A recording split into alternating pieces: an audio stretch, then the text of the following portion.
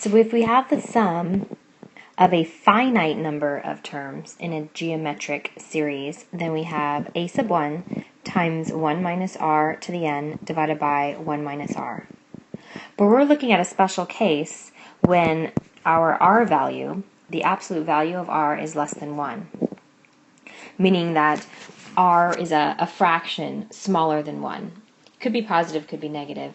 If it were positive, then you're looking at values like 1/2 or 1/3 or 2/3. All of these fractions are smaller than 1. But of course, it could also be negative 1/2 or negative 1/3 or negative 2/3. Those values would work as well. So we're interested in what's happening to this piece of our formula. What's happening to r to the n power as n, the number of terms, is getting infinitely larger.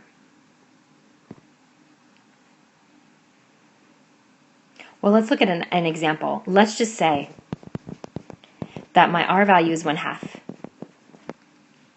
So we're wondering what's happening to r to the n power as the n value gets larger and larger and larger. The number of terms is increasing. So if r is 1/2, let's just pick an n value. Say that's 2. Then 1/2 to the second power is going to be 1/4. Now let's let n get larger. So that would be 1/2 cubed. So 1/8. And then what about 1/2 to the fourth? 1/16.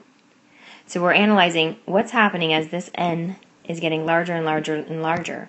Well, the values of these fractions are getting smaller and smaller and smaller. They're approaching 0. All of these values are approaching 0.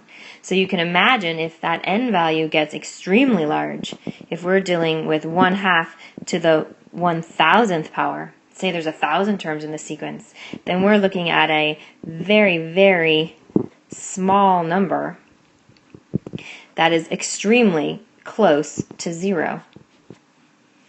So back up to our question is what's happening to r to the n power as n, the number of terms, gets larger and larger and larger?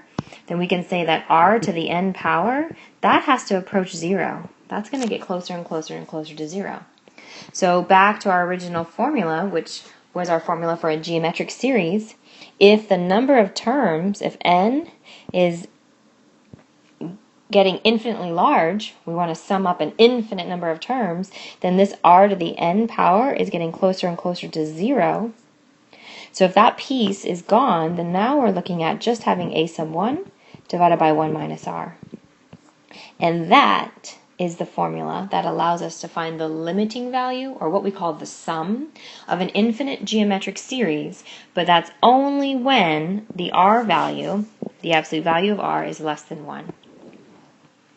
So we can write that the sum, we can write it sometimes this way, of an infinite number of terms will be a sub 1, my first term, divided by 1 minus r, but that's only when the absolute value of r is less than 1 in a geometric series. Only for a geometric series, an infinite geometric series, when the absolute value of r is less than 1, will this formula apply.